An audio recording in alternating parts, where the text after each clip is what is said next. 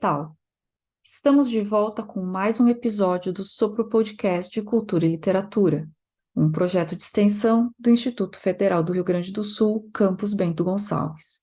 O episódio de hoje é resultado de um bate-papo com a escritora Marta Medeiros, que aconteceu na 38ª Feira do Livro de Bento Gonçalves, com o tema O Livro como Ferramenta da Memória e o slogan Criando e Recontando Memórias. Este diálogo, que integra o presente episódio, só foi possível graças aos esforços do SESC e dos demais organizadores da Feira do Livro. Gente, muito obrigada pela presença de todos. Eu estou comovida aqui com essa quantidade de gente. Sempre é muito bom estar em Bento Gonçalves, não é a primeira vez e provavelmente não vai ser a última. E vamos lá, vai ser um bate-papo bem informal, nada muito acadêmico, é mais para a gente se inteirar do universo da literatura mesmo. Vamos lá. Boa noite, pessoal. Que bom ver essa sala cheia, né? E bem-vinda, Marta. Tenho certeza que esse momento vai ficar na história das feiras do livro de Bento Gonçalves. Então, estou muito feliz por fazer parte desse momento. E, como a Marta falou, a gente vai conversar sobre leituras, sobre livros, né? E eu quero, já que o slogan da Feira do Livro é Criando e Recontando Memórias, eu quero começar contando uma pequena memória minha e que tem a ver com a Marta Medeiros. Eu morei em Porto Alegre durante bastante tempo e eu tinha um hábito que era todo sábado à tarde, no final da tarde, mais especificamente, ia ao Zafari da Lima e Silva para comprar Zero Hora. Por que eu ia comprar Zero Hora? Porque tinha um caderno Dona e que, na última página desse caderno, tinha uma crônica da Marta Medeiros, que eu sempre ficava muito ansiosa para ler. E, após ler a crônica, eu recortava e guardava numa pasta física. Eu sei que, para muitos, né, a pasta física hoje ela é algo de outro tempo, mas essa pasta física ainda existe na minha casa, pasmem, né? Então, com crônicas da Marta Medeiros, e eu gostava tanto disso, né, tanto de ler as crônicas da Marta, e comentava sempre com as amigas que, em 2009, eu ganhei de uma amiga, de aniversário, o livro Trem Bala, né? Então, eu tenho uma memória muito afetiva em relação a isso, porque era sempre o hábito de todos os sábados e sempre muito ansiosa para saber sobre o que a Marta Medeiros tinha escrito, né? Então, eu lembro sempre disso com muito carinho. E, claro, imaginem, né, uma escritora com mais de 30 livros publicados, com livros traduzidos, com livros que passaram para outras linguagens, que virou filme, que virou teatro. Quantas memórias essa escritora deve ter para nos contar? E eu gostaria que tu falasse um pouquinho de alguma memória afetiva que tu tens em relação a livros, em relação a algum momento, né, dessa tua carreira de tanto sucesso, de tantos livros publicados, de tantas conversas que tu tiveste com os teus leitores. O que tu tens para nos contar em relação a alguma memória afetiva? Vocês têm tempo para ficar aqui até meia-noite? Porque, Michele, é tanta coisa. E eu fico comovida de te ouvir, porque, até para te dizer, quando eu sento no computador e vou escrever uma crônica, eu nunca quero pensar que possa ter uma menina que vá no supermercado para comprar, só para ver o que eu escrevi, porque eu acho que isso me paralisaria. Então, assim, eu estou escrevendo para mim, para eu entender o que eu penso sobre aquele assunto que eu elegi, e tento esquecer um pouco, sabe, as pessoas, porque senão eu ficaria realmente assim muita responsabilidade. Essa que é a verdade. Até hoje, eu vou fazer 30 anos agora, ano que vem, de colunismo em jornal. Já aconteceu de tudo, sabe? Assim, desde coisas dramáticas e felizes, como estar caminhando na rua e vir uma menina dizer: Marta, eu vou interromper a tua caminhada porque eu não sei se eu vou te encontrar de novo, mas tu me salvou de um suicídio, por exemplo, uma menina de uns 19 anos. Então, quando tu ouve uma coisa dessa, isso aí é uma memória, mas tem milhões de outras. Eu me lembro que eu disse: mas que texto foi esse? Foi a primeira coisa que eu quis saber, que texto foi esse? E ela me disse o nome do texto e eu não fazia a menor ideia do que eu tinha escrito nesse texto. Eu parei a caminhada, isso era num parque, corri para casa, eu digo, não, tem que ver esse texto, que foi tão significativo para uma menina. E aí, então, é engraçado, porque eu fui para casa, eu li o texto, e eu digo, esse texto não tem nada demais. É um texto como outro qualquer. E aquilo ali foi uma lição para mim. Podia parecer mais um texto da minha rotina de 30 anos, mas para aquela leitora foi fundamental para ela reavaliar a vida dela. Então, é muito impactante saber que um texto que tu escreve dentro da tua casa, eu escrevo, gente, eu não tenho nenhum escritório, eu escrevo num nicho da minha sala. E ali, todos os dias, eu estou ali na frente do computador, também sem saber, muitas vezes, o que eu vou escrever para a próxima semana, o que eu vou escrever. E, geralmente, eu termino e digo, ai, meu Deus do céu, mas será que isso é relevante nesse momento? Faço 1000 perguntas e digo, bom, tem que ir, vai. E, de repente, pode ser muito relevante. Às vezes não é, obviamente, né? São 30 anos, já aconteceu de tudo. Então, acho que as minhas memórias estão muito ligadas a isso, àquela minha defesa, quase, de não vou pensar no que isso pode, né, acarretar para os outros, e depois a grande beleza, a grande surpresa de saber que as crônicas podem ser significativas, não só para isso, que é mais dramático, que eu falei, mas pessoas que resolveram sua vida amorosa, e principalmente pessoas que resolveram sua vida amorosa consigo mesmas, porque essa é a principal relação amorosa que a gente tem que ter na vida, né? E quantas pessoas me disseram, nossa, eu descobri, afinal, quem eu era, o que eu queria, eu estava indo por um caminho que não era exatamente estava mais seguindo o que esperavam de mim, mas não estava me escutando, e aí te ler me ajudou e tal. Então, são as grandes memórias que eu tenho. Tu tens memórias da Feira do Livro de Porto Alegre, as primeiras que tu foste, assim? Tenho da primeiríssima feira. Imagina, eu, uma total desconhecida, choveu mais ou menos o que tem chovido agora aqui pelo Vale do Taquari, assim, mas chovia a cântaros. Então, minha primeira sessão de autógrafos, eu já tinha feito numa livraria, mas na feira era a primeira. E eu me lembro que foi muito maravilhoso, porque estava a minha família só, mãe, pai, irmão, ali uma melhor amiga, todos ali de fé. E aí eu vejo vindo pingando o Rui Carlos Osterman, né, o jornalista Rui Carlos Osterman, que nunca tinha me visto na vida, mas foi de um gesto generoso, de, não, vamos dar uma força para essa menina que está... Poesia, ainda por cima, né, que é um gênero difícil, né, das pessoas lerem e comprarem. E aí eu me lembro que eu dei um autógrafo para ele, eu disse assim, como é importante, né, ter o aval de alguém experiente e que vai ali e faz esse gesto que é de generosidade. Então, sempre que eu posso também, eu procuro abrir portas também para novos autores para retribuir isso que a vida me deu.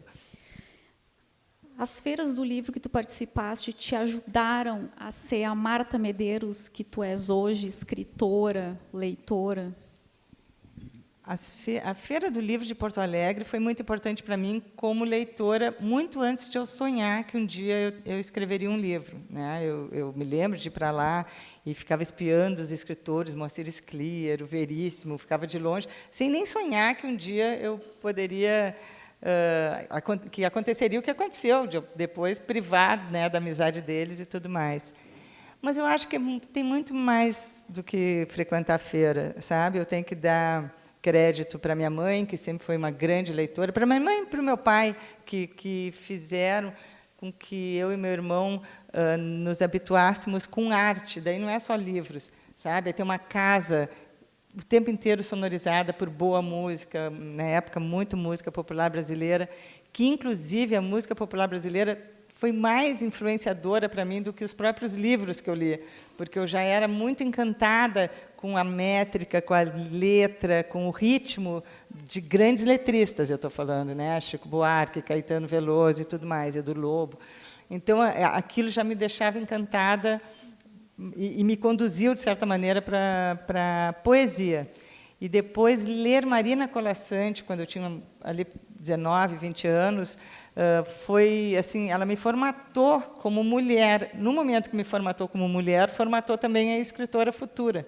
Também não sonhava em ser escritora, mas ela me apontou o caminho da independência. E eu acho que é das coisas mais fundamentais para uma mulher que queira escrever e queira viver disso, é, como dizia Virginia Woolf, ter um teto todo seu. Essa é uma pergunta que eu queria te fazer, porque quando a gente lê um escritor, né, a gente se apropria daqueles textos, daquela obra, mas sempre fica a dúvida, o que esse autor lê, né? Quem são os mestres de Marta Medeiros? A quem tu atribuis algumas aprendizagens que tu consegues aplicar na tua literatura? É muito difícil, Michele. Então, assim, eu acho que o nome número 1 eu acabei de dizer, Marina Colasanti, porque a Marina, ela era colunista, como eu sou hoje, ela era colunista de revistas como a Cláudia e a Nova, se eu não me engano. E ela acabou também, como eu coloquei minhas crônicas em livro, ela também fez coletâneas, que eu me lembro que se chamavam A Nova Mulher, Mulher Daqui para Frente. Nós estamos falando de 1980, 81.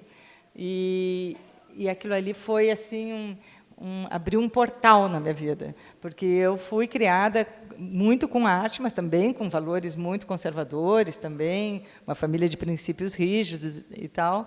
Mas isso é maravilhoso, porque os princípios, né, muito fortalecidos, mas ao mesmo tempo com toda a abertura para teatro, cinema. Então era muito interessante, porque era como se me dissesse, isso aqui é certo, isso aqui é errado, e o que há entre o certo e o errado tu vai descobrir transcendendo através da arte. Então, eu sou muito grata até a minha mãe e meu pai por isso. E, assim, poesia muito Mário Quintana, também, que eu sabia que era um poeta nosso, e eu adorava. Uma vez eu vi ele num bar, eu era uma guria lá no centro da cidade, me deu vontade de ir lá cumprimentá-lo, não tive coragem, logicamente, perdi a oportunidade.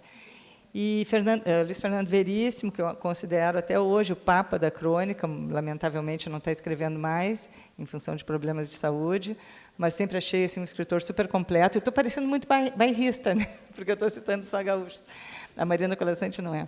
Mas daí foi muitas novas pessoas. Daí começo a ler poesia numa coleção chamada Cantadas Literárias, que era publicada em São Paulo. E aí eu descubro Paulo Leminski, Caio Fernando Abreu, Marcelo Rubens Paiva, que eram pessoas que tinham a minha idade. E aí foi fundamental, porque eu já escrevia alguns poemas para mim mesma, sem a menor coragem de mostrar para ninguém, era só uma forma de expressão, de desabafo. E aí, quando eu leio os livros dessa coleção, que era uma gurizada e uma literatura muito urbana, muito comunicativa, muito publicitária, até, de certa forma, e eu era publicitária. E aí eu tomei coragem e mandei uns poemas meus para essa mesma coleção. Hoje em dia eu fico pensando nisso, a gente não tem noção de quanto a gente pode ser cara de pau. Na hora tu não tem... Eu digo, mas eu mandei uma cartinha para o dono, simplesmente para o dono da editora, dizendo, olha, meu nome é Marta. Gente, pré-internet, né? Era cartinha mesmo. Ele me respondeu dizendo, olha... Gostei muito dos teus poemas, mas poesia não se vende muito no Brasil, os próximos 2 anos estão já programados, boa sorte, tchau. E eu sou uma mulher muito otimista, eu disse, não, mas ele sentou na escrivaninha dele, escreveu uma carta manuscrita para me dizer, isso é uma portinha entreaberta, daí eu deixei passar uns 6 meses, mandei uma outra leva de poemas, correio, né, pelo correio, e aí ele disse, gostei mais ainda desse último lote, continua me escrevendo, continua mandando poemas. E aí, né, Copa do Mundo é nossa. Daí, na 3ª vez que eu mandei, ele me ligou e disse, vou publicar o teu livro naquela coleção que eu acho que era a grande coleção do Brasil na época, que era essa Cantadas Literárias. Aí começa tudo. A publicidade te ajudou a escrever? Muito.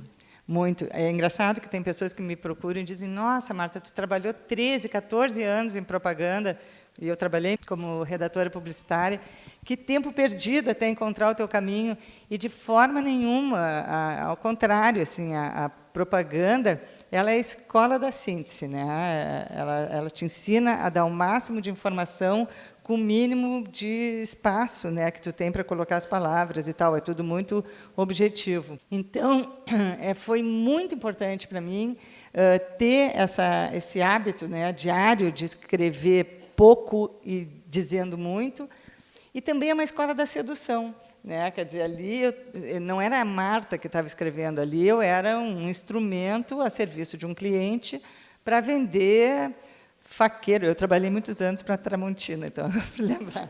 Sabe, para vender um faqueiro, para vender um curso pré-vestibular, para liquidificador. Então, assim, eu usava a minha criatividade para para uma troca muito comercial. E claro que lá pelas tantas começou a me dar aquela vontade de trocar de produto, né? De fazer com que o produto fosse eu mesma e começar a compartilhar coisas que eu realmente pensava e sentia. Mas foi importantíssimo para mim. E eu acho que a gente percebe isso no teu texto, porque é um texto bastante objetivo, né? As frases geralmente são curtas e muito intensas, então eu acho que faz todo sentido essa tua colocação, porque isso transparece de fato nas tuas crônicas, né? É verdade, inclusive eu gostava mais de criar anúncios, porque era onde eu tinha sempre a possibilidade de um texto. Por exemplo, criar para televisão era difícil para mim, sabe? Fazer pessoas falando, eu gostava era da parte gráfica mesmo. E foi sensacional. E outra coisa, porque eu não cheguei a pensar, eu vou ser escritora um dia, eu achava isso um sonho muito utópico, mas eu queria estar perto da arte. Então, por isso que eu escolhi a propaganda também, que era uma forma de eu escrever, porque a propaganda se abastece, né, do cinema, da fotografia, da música. Então, é incrível. Outro dia eu estava me lembrando eu trabalhava para uma rede de varejo, a Manlec, não sei se algumas pessoas se lembram aqui. E aí a gente, imagina, era para vender uma liquidação, uma coisa mais, leve um, pague dois. E aí chamaram uma atriz para fazer esse comércio. Eu escrevi o roteiro, e aí contratamos um diretor, contratamos a atriz. A atriz era a Lília Cabral, em começo de carreira. E o diretor era o Jorge Furtado, que hoje é um dos maiores cineastas, né? E a trilha sonora era do Léo Enquim, que depois teve Papas na Língua. Então, assim, eu já lidava com essas pessoas em propaganda, que era um privilégio, né? E nós nem sabíamos, né, que depois eu ia escrever, que o Jorge ia fazer cinema. E a Lília era assim uma atriz que estava começando, porque o cachê era baixinho e tudo. Depois eu disse para ela, Lília, quando é que eu ia imaginar que tu ia ser a atriz que ia levar o divã para o cinema, né, e mudar toda a minha vida, e um pouco dela também, porque também a Lília ainda cresceu mais ainda, né, uma das maiores atrizes do Brasil. Então, eu acho isso curioso, saber que eu era aquela menina de 20 anos, fazendo um comercial de uma loja de varejo, e já cercada por uma equipe que, mais tarde, eu viria a trabalhar, daí, realmente, só com o lado artístico. Já era uma rede que estava se formando ali, né? A propaganda possibilita isso. Gente, Veríssimo foi publicitário, o Fernando Pessoa foi publicitário, grandes nomes da literatura trabalharam com propaganda, porque a gente precisa também ir ao supermercado, comer, se sustentar. Ninguém começa em literatura lá em cima. Eu quero fazer uma pergunta, mas antes eu gostaria de ler um pequeno trecho que tem da crônica chamada Parar a Tempo. Invejo quem escreve um texto de um fôlego só. Sou artesã, escrevo, reescrevo, faço uma faxina meticulosa em cada frase e só me dou por vencida quando já não consigo manter os olhos abertos. Como é o teu processo de escrita da crônica, Marta Medeiros? Como surge o tema? Como é feita a elaboração, a escolha da palavra certa? Tu tens essa obsessão? Tem. Assim, são 30 anos já, né? Então, esse método mudou um pouco. Quando eu comecei, primeiro que eu não tinha a menor ideia de que seria uma carreira longeva, né? Surgiu ali uma oportunidade, eu disse, vou ficar uns 4, 5 meses, daqui a pouco vão me mandar embora. Vou aproveitar essa oportunidade. Eu não tinha um nome, eu não sabia se eu tinha leitores, estava começando. E tinha todos os assuntos do mundo, porque eu nunca tinha escrito crônicas. Então, era uma festa, eu escrevia muito facilmente, escrevia de uma vez só, mal revisava. Era meio maluca, até, porque eu não tinha a menor ideia que o meu nome cresceria. Eu achava que eu nunca sairia da minha aldeia. Então, eu falava de Xuxa, falava de não sei quem, nunca vão ler mesmo. Então, hoje em dia, eu olho para trás, acabei conhecendo muitas pessoas que eu às vezes, criticava, morro de vergonha hoje, mas, enfim, né? A gente está aqui para aprender. Então, eu era mais moleca na hora de escrever, sabe? Assim, mas era muito bom, porque também tinha uma liberdade, uma leveza, uma autenticidade que também fez com que chamasse atenção para o meu texto. Hoje é diferente. E é engraçado, hoje é muito mais difícil para mim. As pessoas devem achar, não, 30 anos escrevendo crônica, ela senta ali, 10 minutos, resolve a questão e vai para o cinema. Não, é completamente ao contrário. Hoje eu levo dias escrevendo uma crônica. Eu faço, por exemplo, num determinado dia eu começo a crônica, faço todo o esqueleto dela, né, primeiro tratamento, como a gente diz, né, e vou dormir. Eu tenho que esquecer aquela crônica, para, no dia seguinte, lê-la de novo, e aí descobrir os defeitos dela. E aí, sim, começa o processo que eu mais adoro, que é o da faxina essa. E aí eu pego e mudo, e o primeiro parágrafo, eu digo, não, esse primeiro parágrafo talvez tenha que ser o terceiro, tenha que começar de uma forma diferente. E o final, que eu sou muito obcecada pelos grand finales, e gosto de dar conclusões assim que façam com que o leitor fique com a crônica um pouquinho mais na cabeça dele. Então, eu fico reescrevendo, só que tem uma hora que a gente, não é nem que a crônica está pronta, tu tem que abandonar, porque senão tu não faz mais nada na vida, porque sempre tu pode fazer, continuar escrevendo e infinitamente. Tu sempre vai encontrar alguma coisa para melhorar. Por isso que o nome dessa crônica que tu leu é Parar a Tempo. Isso é uma frase que o Picasso dizia, né? Falando das esculturas dele. Tem uma hora, tu tem que parar a tempo, porque daqui a pouco tu vai começar a criar um monstro, né? Porque tu vai mexer tanto que tu vai perder a essência do que tu quer dizer. Mas o meu processo é assim, eu realmente elaboro bastante. Eu tenho amigas que escrevem, amigos também, que dizem que escrevem de uma vez só e mandam para o jornal. Eu digo, então eles são geniais mesmo, porque eu jamais, se eu faço isso, não vai ficar tão bom. Eu escrevo dentro da minha casa, eu escrevo todos os dias, mesmo quando eu já mandei a crônica, eu continuo escrevendo, porque eu jamais quero ser assombrada porque eu sou assombrada pelos dias que né, a gente dá o branco, o famoso deu branco. Muitas vezes eu estou viajando, ou eu posso estar doente, não posso, né, não conseguir cumprir o prazo. Então, eu estou sempre produzindo crônicas para ter um banco, sabe, de segurança para o caso de um dia realmente não conseguir escrever nada, está chegando na hora de mandar, eu ter uma outra crônica para enviar no lugar. E é um prazer e é um sufoco, né? É um prazer muito grande, mas também é difícil.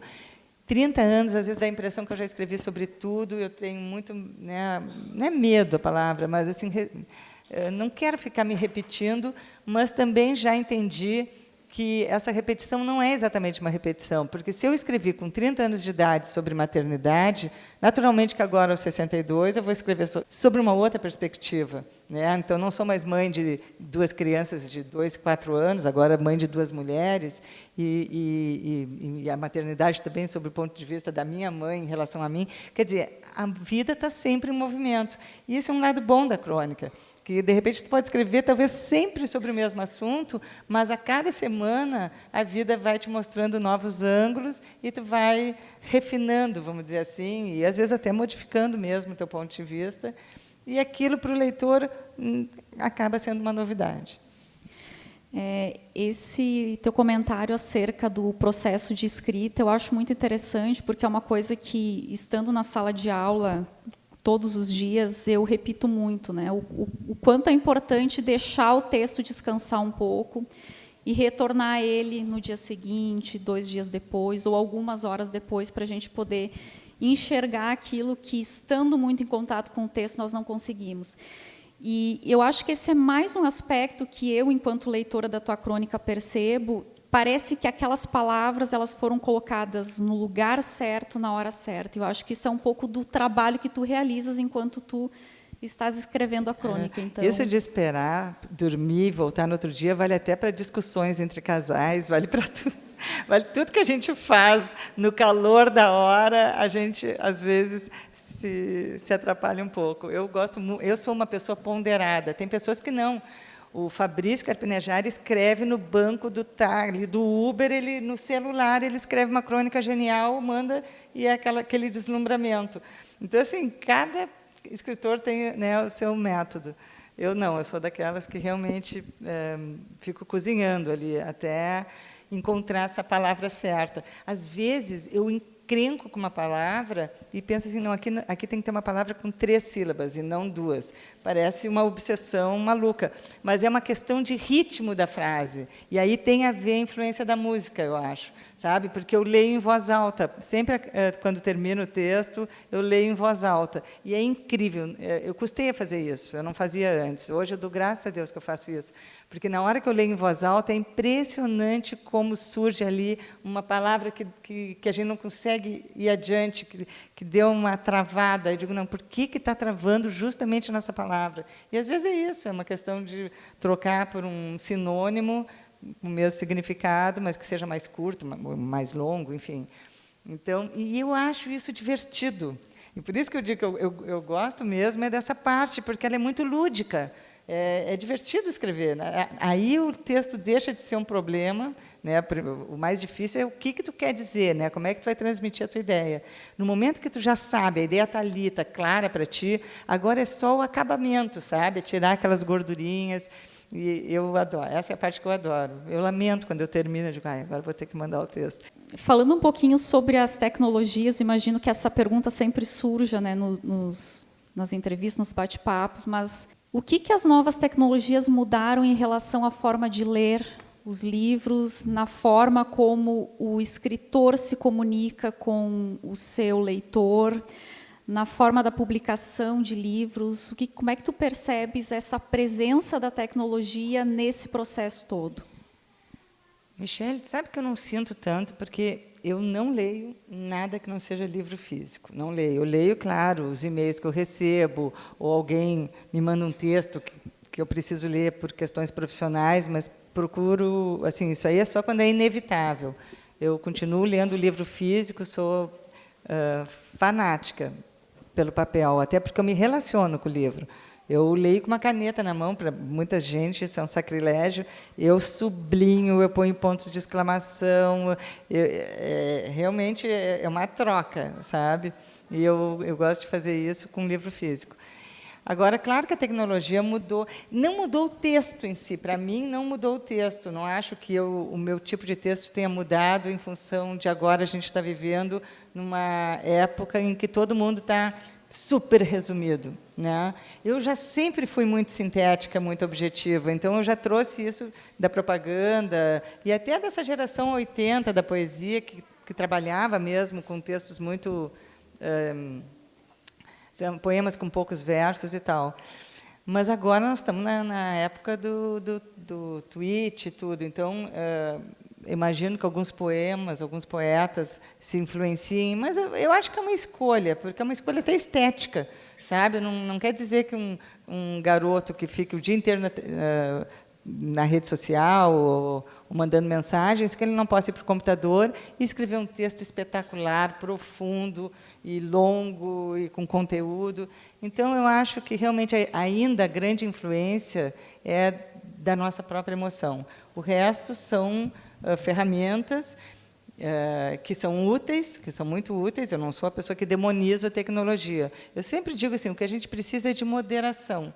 Moderação, porque está um grande deslumbre, o mundo está cada vez maior, mais alto, mais largo, e, ao mesmo tempo, os textos cada vez mais miúdos, e até a conversa na sala é uma certa provocação, porque não existe mais conversa na sala, né? Não existe conversa no WhatsApp, é isso que devia ser o nome do livro, conversa no WhatsApp.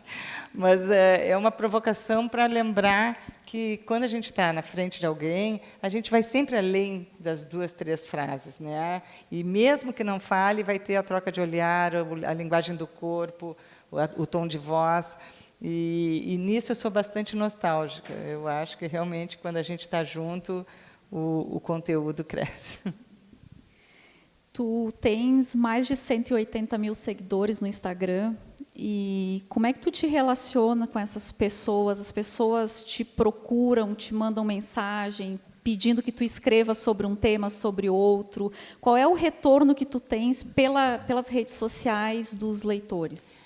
Olha, no começo eu fiquei muito relutante em entrar. Foi uma amiga minha, eu me lembro, nós estávamos no Rio, e ela disse, tu não tem perfil no Instagram? Agora, ela pegou meu celular e ela fez eu nem sabia fazer um perfil no Instagram, ela fez na hora.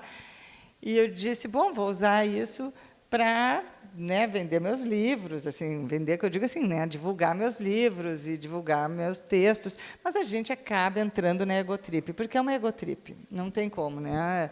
E quando vê, tu já está mostrando ali, tu com a tua amiga, e o show que tu foi, e até coisa de comer eu não ponho, porque eu acho que também não precisa tanto. Mas, então, assim, ó, eu ponho muitas frases, textos meus, divulgo onde é que eu vou estar, eu falei hoje que eu ia estar aqui e tal, mas tem coisas pessoais. O meu namorado já é parado na rua, hoje em dia, ele é uma coisa impressionante. Ele diz, outro dia ele estava caminhando e disse, tu é o Pedro da Marta? E eu digo, nossa, não acredito. Ele é um advogado, não tem nada a ver com esse mundo. Então, claro, isso aí a gente acaba expondo, né, a nossa vida pessoal também. E os leitores, em geral, são muito legais. Mas eu não leio tudo, não tenho tempo, sendo bem sincera, não tenho como ver tudo, dou uma olhada rápida, mas tem também muita agressão, né? Tem muita crítica, tem muito... olha eu aqui, e polemizando, escrevendo coisas que não são nem adequadas, porque nós estamos vivendo também uma grande crise de solidão, porque é muito contraditório isso, né? Está todo mundo conectado e todo mundo desconectado ao mesmo tempo. Então, eu me assusto um pouco com isso, com a facilidade com que as pessoas ofendem as outras. Então, eu leio, mas leio com certa cautela. Eu ainda sempre prefiro que as pessoas me mandem e-mails. E tanto que eu publico nas minhas colunas o meu e-mail, que eu sei que é uma coisa que, né, da idade da pedra, mas, ainda assim, acho que tem um certo respeito, acho que as pessoas ainda pensam no que elas estão escrevendo para ti, e eu respondo. Mas ali é tudo muito, nas redes sociais é tudo muito mais automático, mas eu fico grata, claro, né, que as pessoas queiram saber o que eu estou fazendo e acompanhem, e sendo bem sincera, a gente precisa disso, porque hoje um jornal não faz mais uma crítica de um livro, não existe mais uma divulgação especializada em cultura, sabe? É uma coisa ali, outra aqui. Então, cada um de pessoas que produzem, e não precisa ser só arte, né? Qualquer coisa que a gente faça, a gente precisou ser o nosso próprio divulgador. Então, cada um tem a sua revista Caras ali, se põe na capa, escolhe a foto, põe o texto. A gente está editando uma revista Caras de cada um de nós diariamente. É uma loucura se a gente pensar, mas dias de hoje. Gostei da metáfora, muito boa. Eu vou ler mais um trechinho aqui de uma outra crônica que se chama Que Bom Que Ninguém é Feliz para Sempre. No segundo parágrafo dessa crônica diz assim: a constância é cômoda. Tudo que se prolonga nos mantém num estado de calmaria. É um voo sem turbulência. Mas são as interrupções que nos constroem. Os obstáculos que odiamos acabam se transformando em bênçãos que iremos agradecer no final das contas. E final das contas é uma expressão muito apropriada. Calcule o que você já passou na vida e veja se não foram as interrupções bruscas que resultaram na pessoa que você é hoje. E aí eu queria te perguntar, que coisas te colocam em movimento, que coisas te tiram dessa constância e te fazem movimentar, te fazem criar? Eu tenho uma frase que eu gosto muito, que é: a vida premia quem está em movimento. Eu acho que, realmente, a gente tem que, de vez em quando, de tempos em tempos, dar uma parada, olhar e dizer, bom, eu estou nessa situação agora, eu quero isso para sempre. O Divã fez o sucesso que fez, eu acho, não é pelo texto, até porque eu era muito novata ali também, não tem um grande texto, nem é isso. Mas ele traz uma ideia interessante. Ele tem uma personagem que ela cumpriu todo o script, né, que nos colocam no berço, ó, o script que tu tem que cumprir, né, estudar, casar, ter filhos, ter uma profissão, enfim, cumprir o que a sociedade espera de ti. E a minha personagem está bem quando começa o livro, ela está bem ali, tem o marido, tem os filhos, e aí ela diz: será que isso é ser feliz para sempre? Será que eu quero ser feliz para sempre? E aí, por um motivo que não é nem um pouco assim dramático, umas bobagenzinhas, ela acaba se separando e se coloca em risco, porque uma separação é sempre um risco. Qualquer ruptura é um risco. Tu troca uma estabilidade por um grande ponto de interrogação. Pode dar certo, pode não dar. E aí ela começa a ter outros relacionamentos que, eu não vou dar spoiler aqui, mas o livro tem 20 anos, quem leu, leu, quem não leu, acho que não vai ler mais, que são relações que não são maravilhosas, ela sofre para burro por causa de um, o outro é só uma brincadeira e tal, mas ela se põe em movimento e começa a conhecer mais sobre ela mesma. E o final não tem final, o final está em aberto. O que vai acontecer não se sabe, né? Simplesmente é uma mulher que se disponibiliza para a vida e para o desconhecido. Né? E o desconhecido, não estou falando de uma pessoa, o desconhecido de uma forma mais generalizada. Eu sou a Mercedes, tá? Mais cautelosa, eu sou mais cautelosa. Eu não sou uma mulher de movimentos bruscos, eu não sou aquela que acorda de manhã, vou mudar minha vida. Eu penso muito, para terminar um período... Olha, quando eu digo que é cautelosa 3 anos, é 4 anos, eu penso e repenso, mas também quando eu decido, daí é para sempre e acontece. As mudanças que mudaram a minha vida foi sair de Porto Alegre e morar em Santiago do Chile, que eu fiz isso casada na época, com uma filha de 2 anos, que mudou a minha vida, porque foi a partir de lá que lá eu voltei a não trabalhar, né? Não sabia mais o que era não trabalhar, mas eu continuei escrevendo. Mas, basicamente, isso. Eu acho que a gente tem que, sim, de vez em quando, parar e pensar. Sigo adiante, o que não tem nenhum problema em tu seguir a tua vida igualzinha, dos 18 aos 180, se tu está bem, se tu está feliz, nenhum problema. Mas a gente sabe que a vida nos provoca, nos desafia. Então, eu acho que tem que, de vez em quando, ou junto com uma terapia, ou mesmo através da literatura, ou com amigos, ou consigo mesma, ou com a religião, sei lá, numa viagem que tu vai fazer, te desafia, vai viajar sozinha, fazer alguma coisa e dizer, meu Deus, o que eu faço? Porque isso parece que a gente tem que estar muito infeliz para mudar. Às vezes não precisa estar muito infeliz. Tu pode ter vivido uma coisa muito boa na tua vida, só que ela já não está preenchendo tanto quanto preencheu antes, e agora tu quer vivenciar outras coisas. Isso eu falando particularmente. Isso aqui não é certo, nem errado, nem verdade, nem mentira. Isso é o que eu penso. Cada um, obviamente, vai, né, pensar com a sua própria cabeça e analisar conforme a sua própria experiência de vida. Mas comigo funciona assim. Eu, de tempos em tempos, eu digo, e agora? Seguimos por aqui, seguimos por ali? Eu acho que as crônicas, de alguma forma, elas vão colocando todas essas nuances, né? Porque, enfim, são coisas que nós precisamos pensar no nosso dia a dia, e a crônica ela recolhe um pouco, né, desses temas e nos fazem refletir. E eu quero falar um pouquinho agora sobre o Conversa na Sala, que é um livro que a Marta Medeiros está lançando. E ele é uma seleção de crônicas de 2018 a 2023. Como foi fazer a seleção dessas crônicas? Primeiro, a gente tem que fazer uma coisa que é super difícil, é ler o que tu já escreveu, né? Porque a gente escreve... Imagina, eu contei para vocês o quanto eu sou detalhista, né? Então, imagina eu ler crônicas, né, de anos atrás, como eu já teria feito diferente e tal. Bom, mas o processo é necessário. Então, eu pego tudo, já vou dispensando aqueles que ficaram muito datados, de repente, sabe? Falou de alguma notícia de jornal que ninguém vai lembrar e aquilo não vai trazer uma reflexão que sirva ainda para hoje. Daí eu ou eu não gostei muito do resultado do texto, ou ele não repercutiu muito, enfim. Porque eu não tenho como botar tudo, são muitos textos, né, em 5 anos. E vou deixando aqueles que eu acho mais significativos, tem uma simpatia, porque até acontece isso, eu tenho mais simpatia por alguns textos meus, por outros não tenho tanto. Então, é uma seleção basicamente assim. Mas esse livro ele traz uma peculiaridade. Todos os outros, Feliz por Nada, Doidas e Santas, Simples Assim, eu tenho várias coletâneas.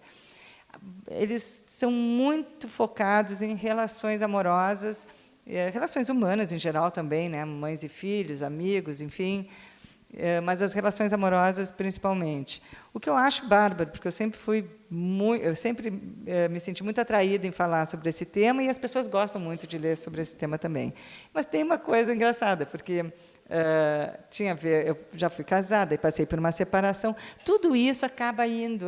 Um livro de crônicas é quase uma biografia em pílulas de um autor, porque é uma coisa do cotidiano, Então, assim, eu vejo os textos que eu escrevi aos 30, 40, 50 e agora, e parece que a minha vida está registrada ali. Eu nem preciso escrever uma biografia. Tem muita coisa ali que tem a ver com coisas que eu vivia, pensava e tal. Então, o tema amor sempre não vou dizer que ficava obcecada, mas eu sofri muito por amor também, em função de passar por separações e outras relações, uma especialmente muito difícil. Então, eu falava sobre isso e tinha uma repercussão maravilhosa, porque, vamos falar sério, que todo mundo já sofreu, ou vai sofrer, ou está sofrendo por amor, né? Está em um desses estágios. Já passei por isso, vou passar por isso, ou estou passando. Então, é realmente um tema muito eletrizante. E aí, nesses últimos 5 anos, a minha vida sofreu algumas alterações. Sofreu não é o verbo. Passei por algumas alterações. Uma delas é começar uma relação muito mais estável, mais tranquila, que não me ficava pensando nisso o tempo inteiro, que é fruto não só da relação em si, mas da minha fase de vida, muito mais madura, e também já com uma outra visão. Então, não é mais formação de família, não é nada disso. É 2 pessoas adultas compartilhando bons momentos, que é completamente diferente de um casamento, onde tu está construindo tudo novo, né? Tu está formando família, está educando filhos e tal. Então, a relação da mulher madura com o homem maduro tem outras características que são menos estressantes, vamos dizer assim. Tem o estresse natural, que toda relação tem, mas não tem todo aquele fogo, né, de estar conhecendo coisas novas e tentando se adaptar. Tivemos uma pandemia, que muda muita coisa. Eu nunca tinha vivido isso, então foram também 2 anos, principalmente, de muita reflexão. Vivemos uma polarização política que foi muito dura e ainda tem resquícios, né? Porque as pessoas se separaram, brigaram, todo mundo ficou muito mais bélico, né? Não importa quem tinha razão, quem não tinha, as relações ficaram muito mais tensas. Então, o que eu fiz dessa vez? Eu trouxe tudo isso para o livro, sabe? E tem toda a minha relação com tecnologia, a relação com solidão, relação com finitude, porque, por mais que a gente saiba que a gente tem que combater o etarismo, e tem que mesmo, é impossível não atravessar os 60 anos e não parar um pouquinho para pensar sobre o quanto a estrada está encurtando e o que tu quer fazer desse tempo que te resta, que pode ser longo ainda, naturalmente, mas já não é o tempo que tu tinha com 30 anos. Então, todas essas questões que eu tenho vivido hoje e que acho que enriquecem muito a vida. Eu sou uma pensadora, eu gosto de tocar o dedo na ferida, eu não sou uma pessoa que finge que as coisas não estão acontecendo. Então, seja para receber esse mundo novo com alegria, ou seja, para receber com susto, eu acabo colocando. Então, eu acho que esse é um livro mais rico nesse sentido. Claro que ainda falo também sobre relações amorosas, porque elas fazem parte da vida, mas eu sinto que eu abri o leque. E acho que, quando a gente abre o leque, tanto para um livro quanto na própria vida da gente, viver se torna mais interessante. Eu ia mesmo te perguntar o que esse livro de crônicas tem de diferente em relação aos demais, né? Acho que já, de alguma forma, já foi contemplado. E tem mais maturidade, tem mais vivência, porque eu acho que eu estou mais interessante também, entende? Eu não consigo dissociar totalmente, porque é um livro tão autoral, a crônica é assim, né? Eu não estou fazendo, nesse caso, um romance, criando personagens e dizendo, porque a gente sempre diz o que a gente quer dizer mesmo, através da literatura de ficção, mas, ainda assim, é um caminho um pouquinho mais afastado, né? Tu cria uma persona que vai representar algumas coisas que tu pensa, ou que tu odeia, ou que tu não pensa, enfim. A crônica não, né? A crônica é o dia a dia do próprio cronista. Eu conto coisas que acontecem comigo no supermercado, posso falar de uma briga com uma filha. Então, assim, é muito realista e muito verdadeiro, principalmente no meu caso, que eu não faço ficção na crônica, é realmente um relato cotidiano. Então, eu acho que ele está mais interessante, porque eu creio, tenho esperança que eu esteja mais interessante também, em função de que a gente não pode viver 62 anos à toa, né? Alguma coisa a gente aprende. Acaba também representando a mudança, né, da forma como as pessoas enxergam, né? A gente muda dia a dia, mas como é uma mudança paulatina, nós só vamos perceber isso depois de 10, 20 anos, muitas vezes, né? E as pessoas têm muito medo da mudança. Isso é uma coisa triste, eu acho, sabe? As pessoas, às vezes, querem manter tudo como está, porque mudar realmente exige uma energia, uma entrega que é dolorida, sabe? Toda transição, se a gente pensar, é violenta. Mesmo uma transição para uma coisa que vai ser boa, a transição em si é violenta, porque tu está caminhando num terreno que tu não conhece, vai ter altos e baixos, tu vai apanhar um pouquinho, depois tu vai se dar bem, mas a transição em si é um momento difícil. E às vezes as pessoas não se sentem capazes de passar por uma mudança e acabam se acomodando a situações que nem são favoráveis para elas, mas é o que elas conhecem. Eu acho que sempre isso é muito perigoso. Eu vou ficar com isso aqui porque isso aqui, pelo menos, eu conheço. Pode não ser bom, mas eu conheço. Então, isso é uma coisa que eu aprendi na vida. Não, eu vou sim porque eu não conheço e haja coragem, né? Tem que ter coragem. Mas é isso, né? Guimarães Rosa já dizia, o que a vida quer da gente é coragem. Eu quero fazer um comentário final aqui que é sobre o título do livro. Tem uma crônica, né, que se chama Conversa na Sala, e tem o livro, né, com esse título. E no início do nosso bate-papo, tu chegaste a comentar, né, que hoje em dia não se conversa mais na sala. Então, a escolha desse título foi um pouco também para nos chamar a atenção para isso, dessa necessidade ou dessa mudança que nós estamos enfrentando hoje? Pode ser conversa na cozinha, pode ser conversa no quarto, pode ser conversa na beira da praia, no caso, conversa na sala, porque eu costumo colocar nos meus livros sempre o título de uma crônica lá de dentro. Nesse caso, a crônica ela fala de uma coisa muito específica, que é um dos momentos mais difíceis quando um casal se separa, que é quando tem que comunicar aos filhos. Né? Porque a pior coisa é tu provocar dor nas pessoas que tu mais ama na vida, que são teus filhos. Mas essa conversa é dificílima, mas precisa acontecer. E aí eu fiz uma crônica sobre isso, que, aliás, ela foi muito bem recebida. Eu me lembro que as pessoas gostaram, porque, né, ela era muito emocional, né, uma crônica muito emocional. Mas, na hora de escolher, eu fiquei vendo só os títulos sem me lembrar muito do que era o conteúdo. E daí eu pensei, conversa na sala não é só sobre isso. Conversa na sala é realmente como poderia ser conversa na terapia, sabe? É o momento em que tu está te abrindo para alguém e está escutando, uma coisa que ninguém mais faz, né? A gente só fala, mas não escuta. Que é uma coisa que eu acho que mas a conversa, né, pressupõe isso, né? Alguém falando, alguém escutando e depois trocando de papéis. Então é isso, como eu falei bem no comecinho aqui do nosso bate-papo, é uma provocaçãozinha, porque nem tudo precisa ser gigabyte, nem tudo precisa ser, sabe, tecnológico. A gente pode ainda se dar o luxo de ser um pouquinho nostálgico, porque tem certas coisas que não mudam, né? A tecnologia vai mudando muito mais aceleradamente do que nós, seres humanos. Nós, se pensarmos bem, continuamos os mesmos, né? Tem aquela música da Elis, como nossos pais, e a gente acaba sendo... O ser humano não muda tanto, o que muda são as ferramentas, as plataformas, os modismos. Então, eu sei que o mundo está super acelerado, super cibernético, mas, no fundo, acho que nós... Enquanto não formos substituídos por robôs, a gente ainda tem material para ser trabalhado. Maravilha. Hoje ficamos por aqui. A equipe do Sopro Podcast agradece a todos aqueles que viabilizaram tecnicamente a gravação e a disponibilização do bate-papo com a escritora Marta Medeiros. Em especial, gostaríamos de agradecer à gestora e produtora cultural do SESC, Cristina Razer.